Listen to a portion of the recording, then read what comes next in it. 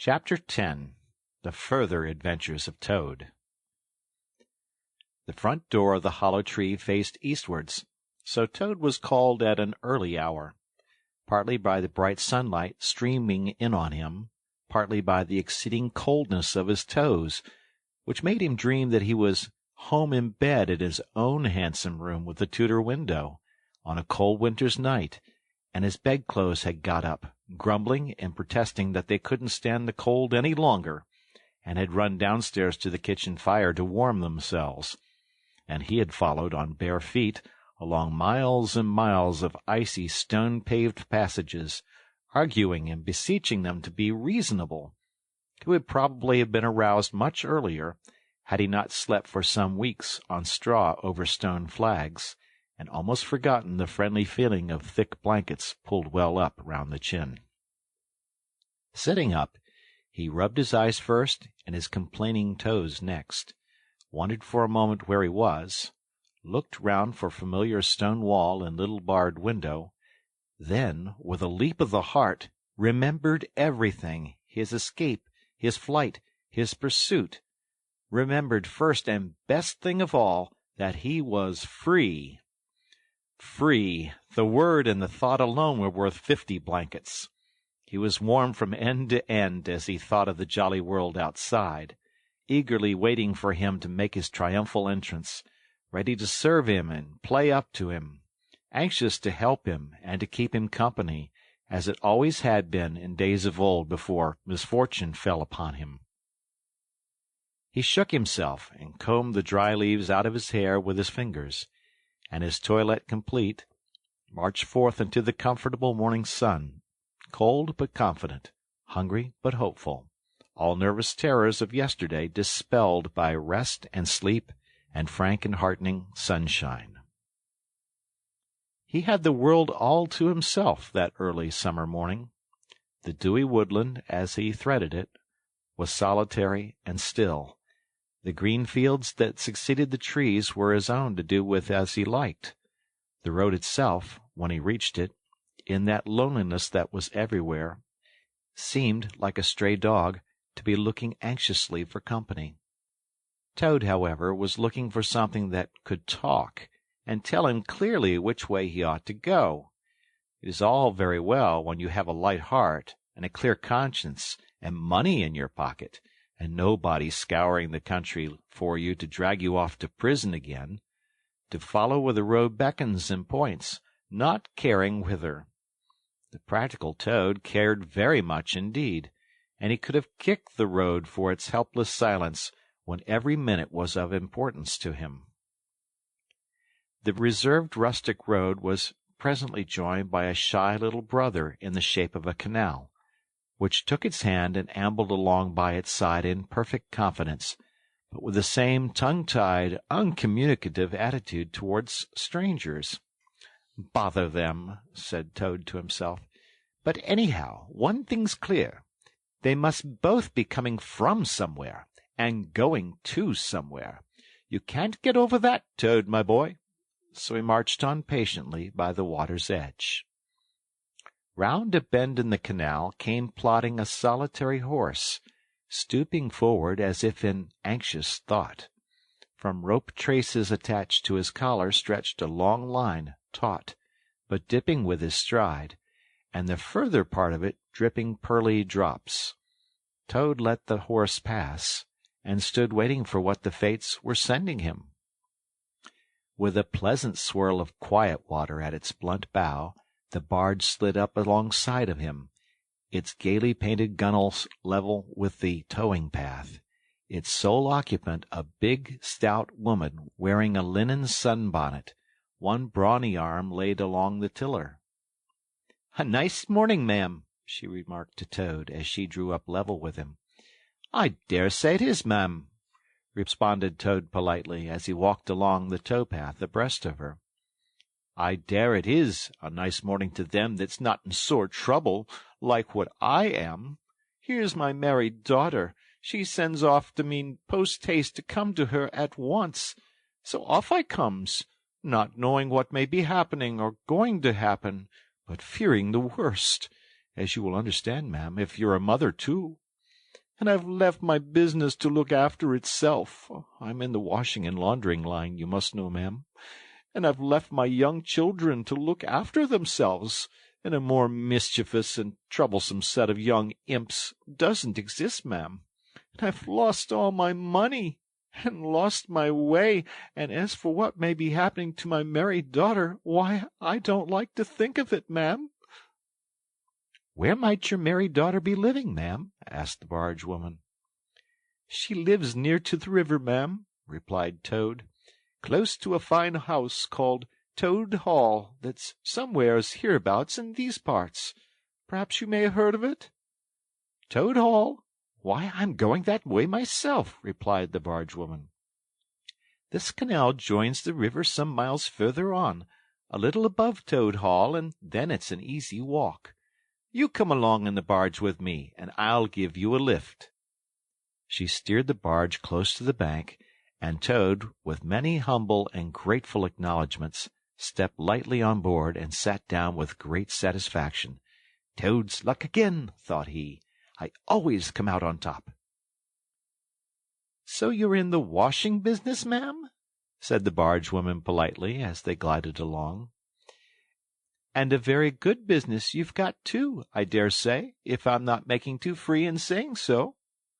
"Finest business in the whole country," said Toad airily. "All the gentry come to me. Wouldn't go to anyone else if they were paid, they know me so well. You see, I understand my work thoroughly, and attend to it all myself. Washing, ironing, clear starching, making up gents' fine shirts for evening wear. Everything's done under my own eye." "But surely you don't do all that work yourself, ma'am?" asked the barge woman respectfully. "Oh, I have girls," said Toad lightly. 20 girls or thereabouts, always at work. But you know what girls are, ma'am. Nasty little hussies, that's what I call them." "So do I," said the barge woman with great heartiness. "But I dare say you set yours to rights, the idle trollops. Are you very fond of washing?" "I love it," said Toad. "I simply dote on it. Never so happy as when I've got both arms in the wash-tub. But then it comes so easy to me. No trouble at all. A real pleasure, I assure you, ma'am." "What a bit of luck meeting you," observed the barge woman thoughtfully. "A regular piece of good fortune for both of us." "Why, what do you mean?" asked Toad nervously. "Well, look at me now," replied the barge woman.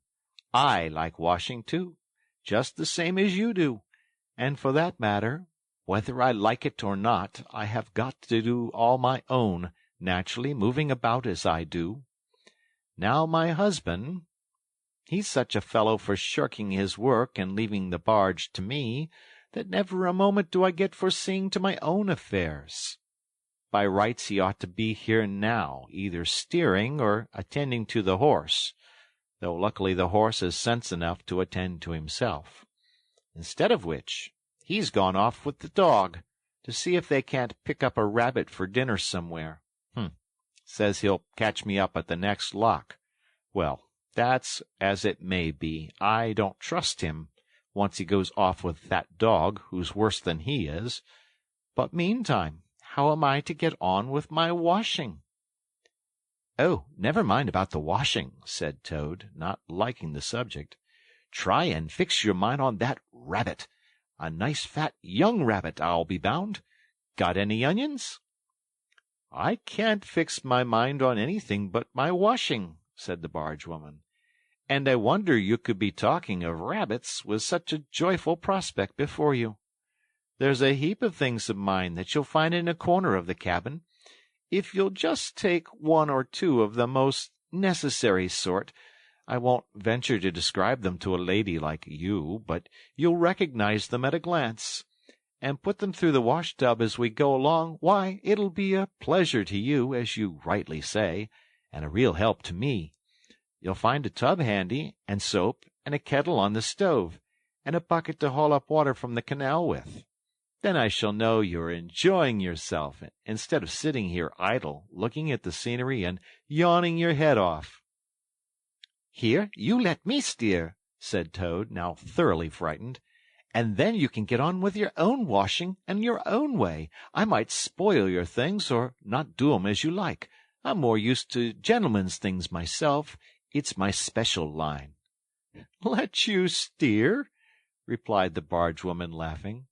"It takes some practice to steer a barge properly. Besides, it's dull work, and I want you to be happy.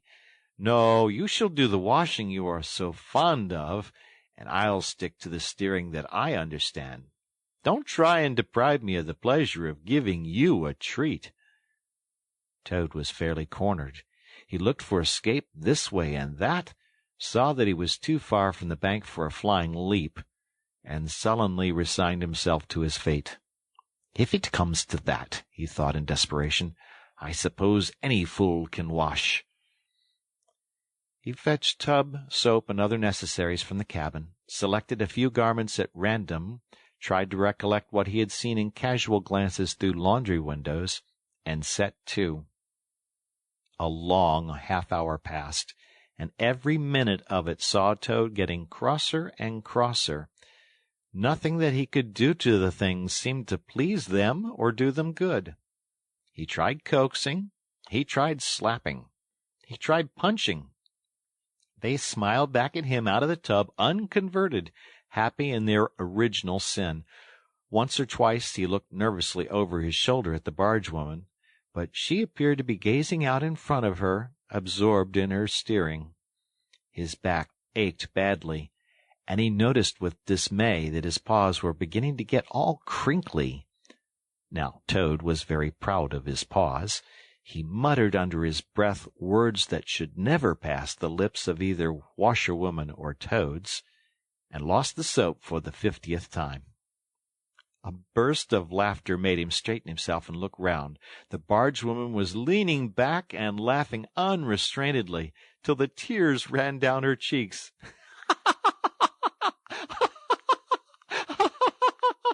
"I've been watching you all the time," she gasped. "I thought you must be a humbug all along, from the conceited way you talked. Pretty washerwoman you are. Never washed so much as a dishcloth in your life, I'll lay." Toad's temper, which had been simmering viciously for some time, now fairly boiled over, and he lost all control of himself. "You common, low, fat barge-woman," he shouted. "Don't you dare to talk to your betters like that. Washerwoman, indeed! I would have you to know that I am a Toad, a very well-known, respected, distinguished Toad. I may be under a bit of a cloud at present, but I will not be laughed at by a barge-woman." The woman moved nearer to him and peered under his bonnet keenly and closely. "Why, so you are!" she cried. "Well, I never! A horrid, nasty, crawly Toad! And in my nice, clean barge, too! Now that is a thing I will not have." She relinquished the tiller for a moment. One big mottled arm shot out and caught Toad by a foreleg, while the other gripped him fast by a hind leg. Then the world turned suddenly upside down. The barge seemed to flit lightly across the sky. The wind whistled in his ears, and Toad found himself flying through the air, revolving rapidly as he went. The water, when he eventually reached it with a loud splash, proved quite cold enough for his taste, though its chill was not sufficient to quell his proud spirit, or slake the heat of his furious temper. He rose to the surface spluttering, and when he had wiped the duckweed out of his eyes, the first thing he saw was the fat bargewoman looking back at him over the stern of the retreating barge and laughing. And he vowed, as he coughed and choked, to be even with her. He struck out for the shore, but the cotton gown greatly impeded his efforts, and when at length he touched land, he found it hard to climb up the steep bank unassisted. He had to take a minute or two's rest to recover his breath. Then, gathering his wet skirts well over his arms, he started to run after the barge as fast as his legs would carry him, wild with indignation, thirsting for revenge. The bargewoman was still laughing when he drew up level with her. "Put yourself through your mangle, washerwoman," she called out, "and iron your face and crimp it, and you'll pass for quite a decent-looking toad." Toad never paused to reply. Solid revenge was what he wanted, not cheap, windy, verbal triumphs, though he had a thing or two in his mind that he would have liked to say. He saw what he wanted ahead of him. Running swiftly on, he overtook the horse, unfastened the tow rope, and cast off, jumped lightly on the horse's back, and urged it to a gallop by kicking it vigorously in the sides. He steered for the open country, abandoning the tow-path, and swinging his steed down a rutty lane. Once he looked back, and saw that the barge had run aground on the other side of the canal, and the bargewoman was gesticulating wildly and shouting, "Stop! Stop! Stop!" "I've heard that sung before," said Toad, laughing, as he continued to spur his steed onward in its wild career.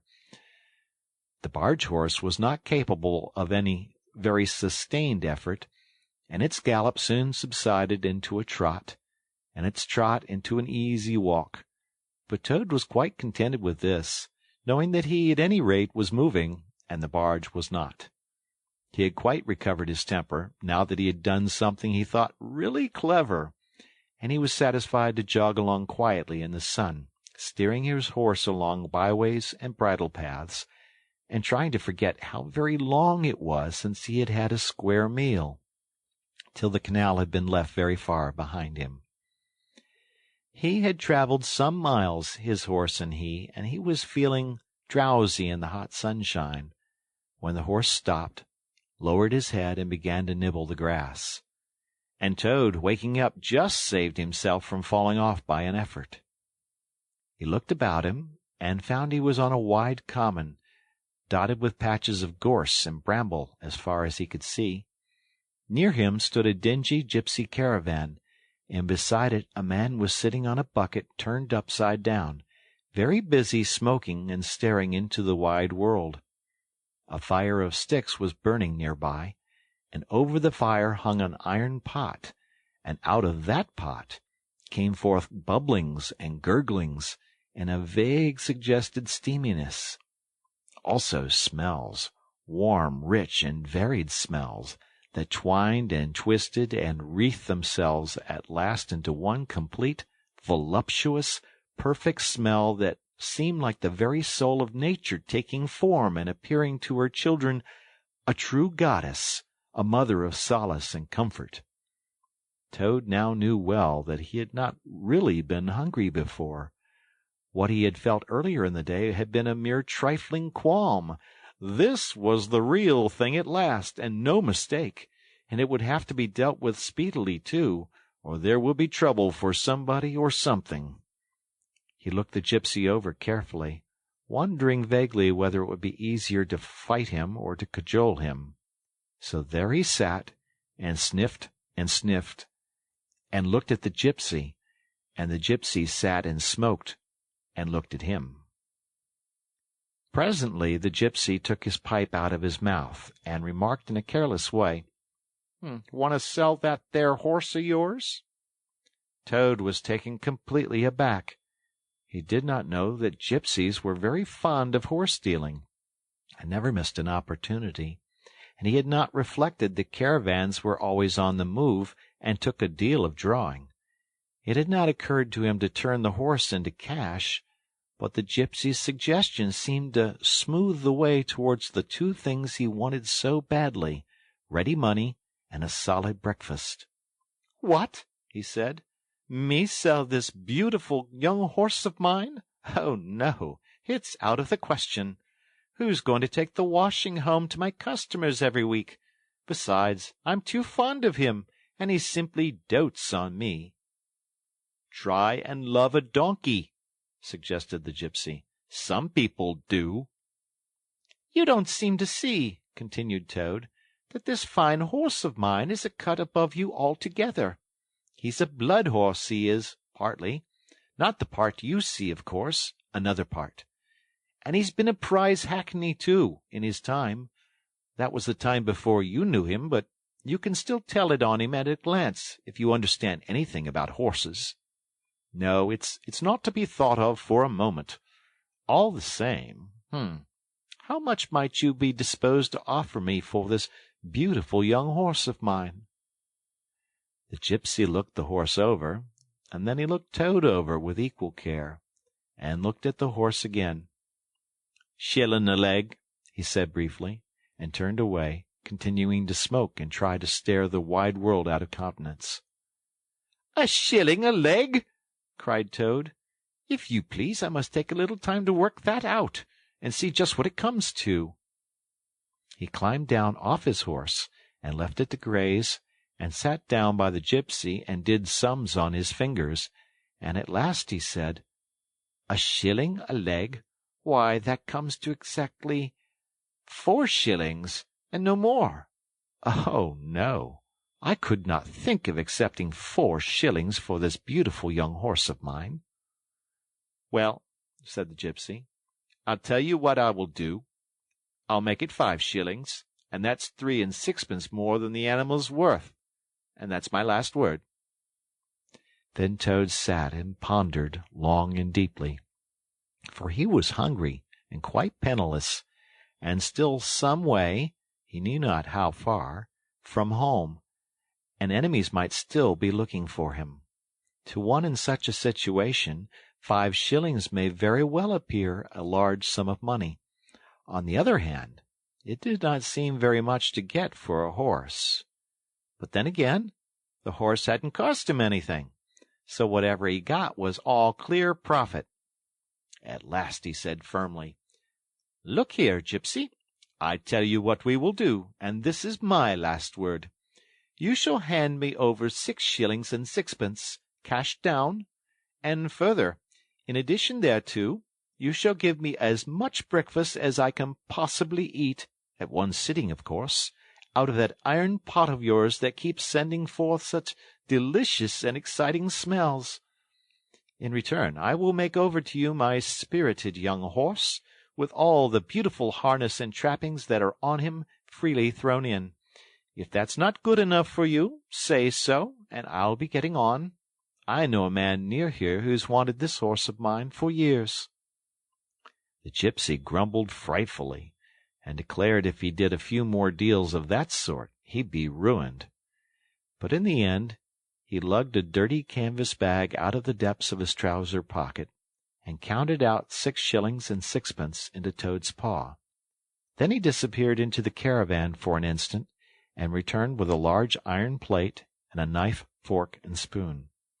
He tilted up the pot, and a glorious stream of hot, rich stew gurgled onto the plate. It was indeed the most beautiful stew in the world, being made of partridges and pheasants and chickens and hares and rabbits and peahens and guinea fowls and 1 or 2 other things.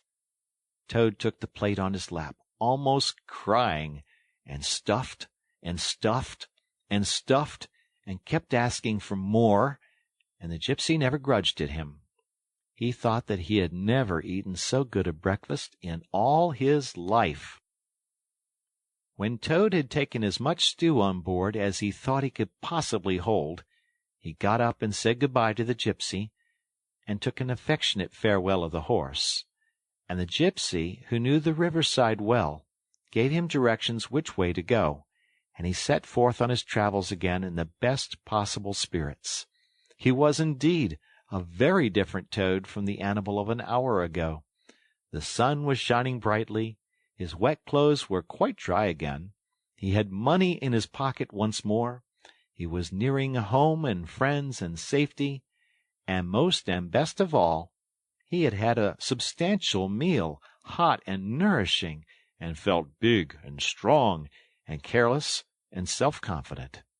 As he tramped along gaily, he thought of his adventures and escapes, and how when things seemed at their worst, he'd always managed to find a way out, and his pride and conceit began to swell within him. "Ho, ho!" he said to himself, as he marched along with his chin in the air. "What a clever Toad I am!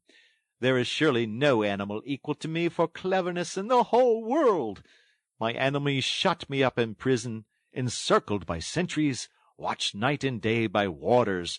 I walk out through them all, by sheer ability coupled with courage. They pursue me with engines and policemen and revolvers. I snap my fingers at them and vanish laughing into space.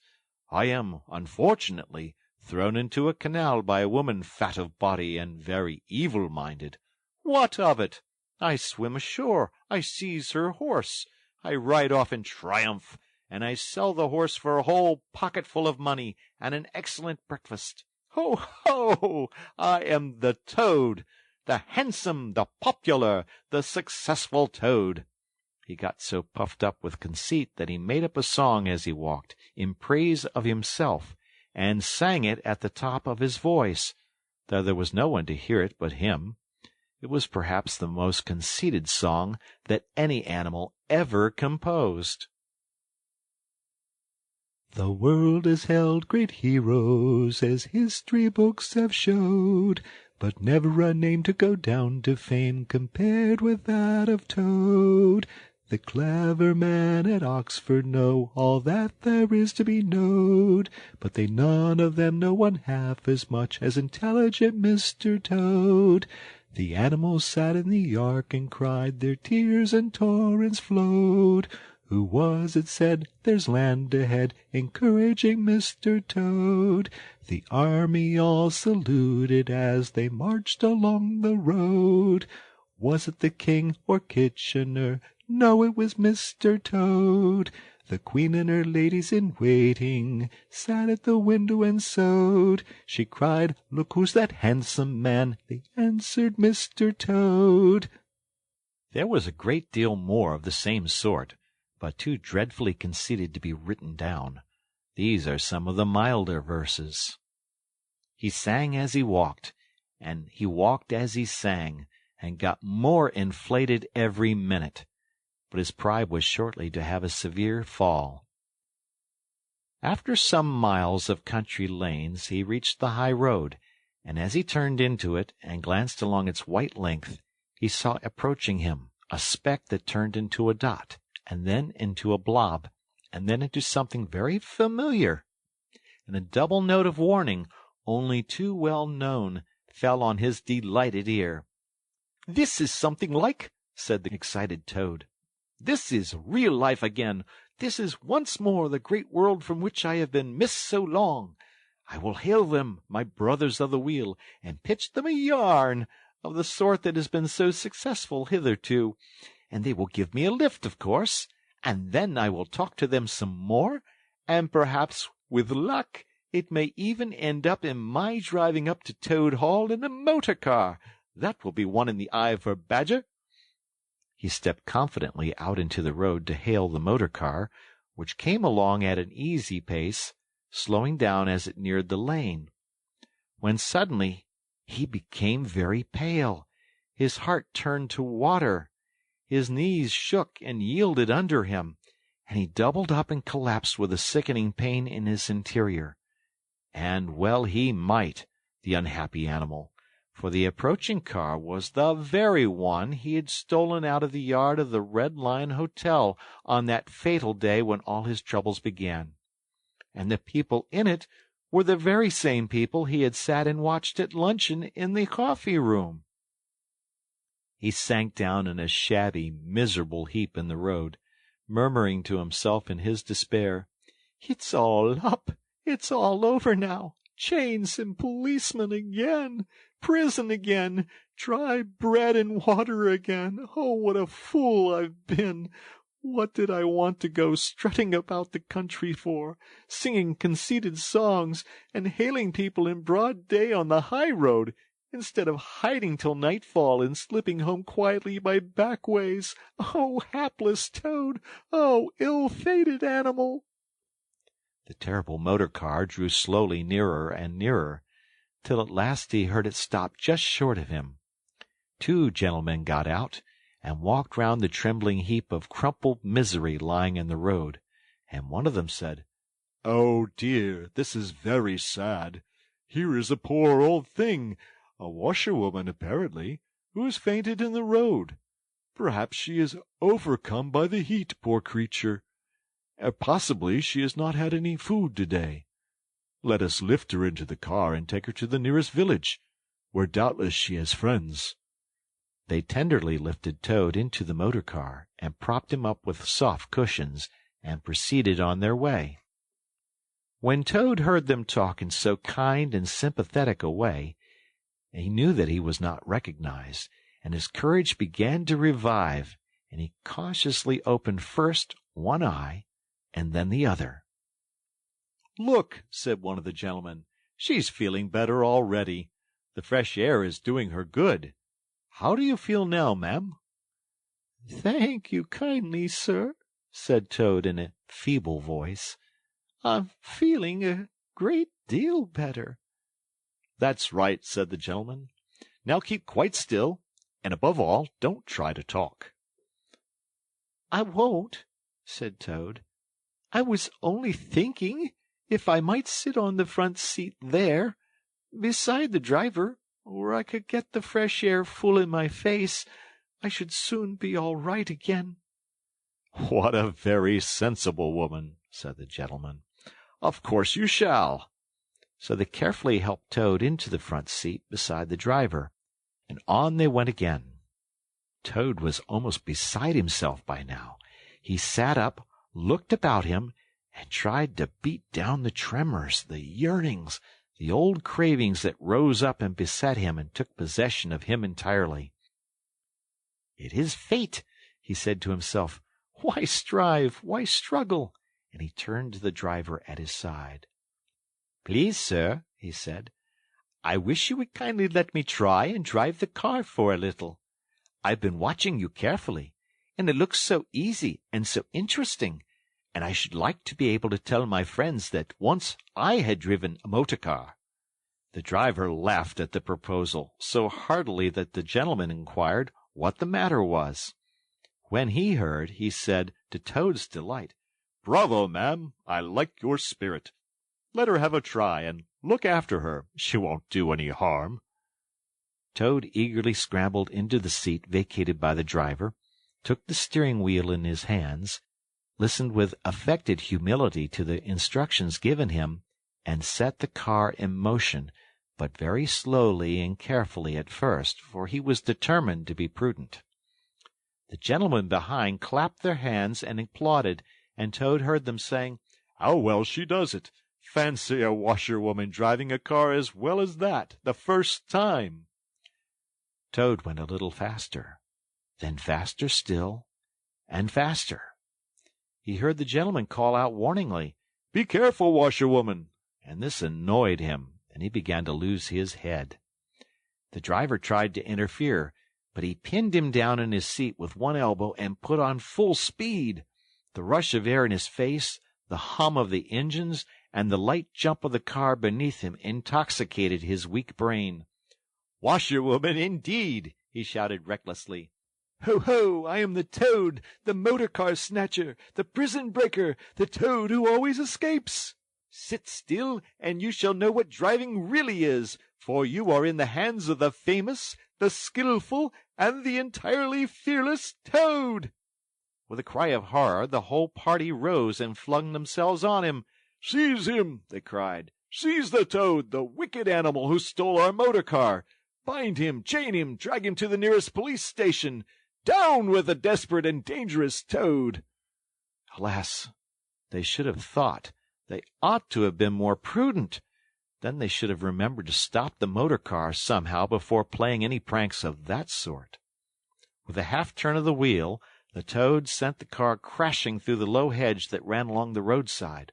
One mighty bound, a violent shock, and the wheels of the car were churning up the thick mud of a horse-pond. Toad found himself flying through the air with a strong upward rush and delicate curve of a swallow.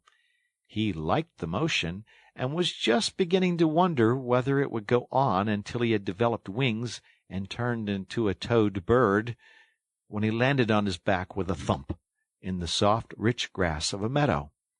Sitting up, he could just see the motor-car in the pond, nearly submerged. The gentleman and the driver, encumbered by their long coats, were floundering helplessly in the water. He picked himself up rapidly and set off running across country as hard as he could, scrambling through hedges, jumping ditches, pounding across fields, till he was breathless and weary and had to settle down into an easy walk. When he had recovered his breath somewhat and was able to think calmly, he began to giggle, and from giggling he took to laughing, and he laughed till he had to sit down under a hedge. He cried, in ecstasies of self-admiration. Toad again! Toad, as usual, comes out on top. Who was it got them to give him a lift? Who managed to get on the front seat for the sake of fresh air? Who persuaded them into letting him see if he could drive? Who landed them all in a horse pond?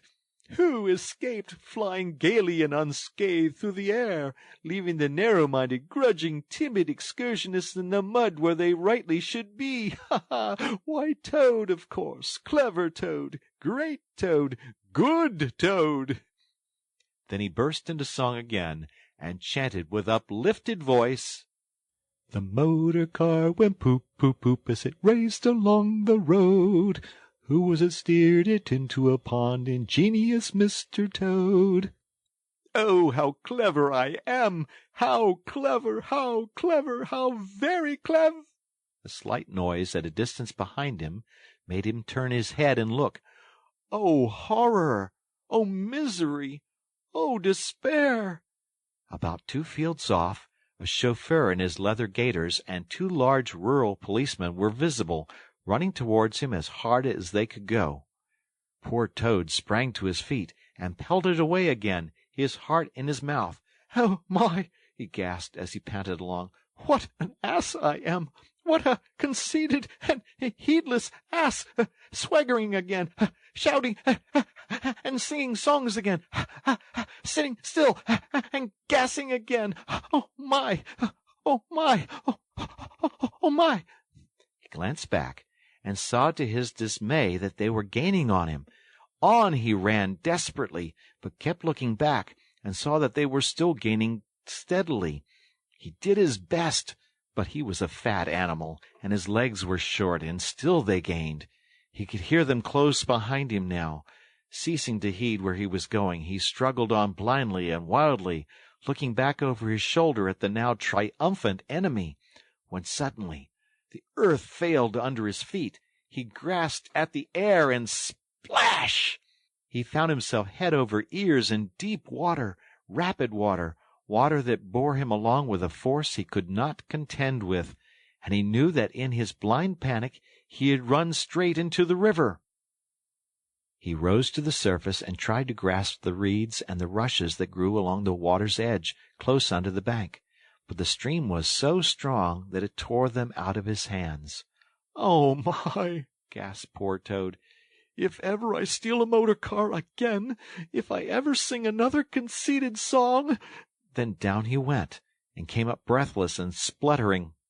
Presently he saw that he was approaching a big dark hole in the bank, just above his head, and as the stream bore him past, he reached up with a paw and caught hold of the edge and held on. Then slowly and with difficulty he drew himself up out of the water, till at last he was able to rest his elbows on the edge of the hole. There he remained for some minutes, puffing and panting, for he was quite exhausted. As he sighed and blew and stared before him into the dark hole, some bright small thing shone and twinkled in its depths, moving towards him. As it approached, a face grew up gradually around it, and it was a familiar face, brown and small with whiskers, grave and round with neat ears and silky hair. It was the Water Rat. End of Chapter 10.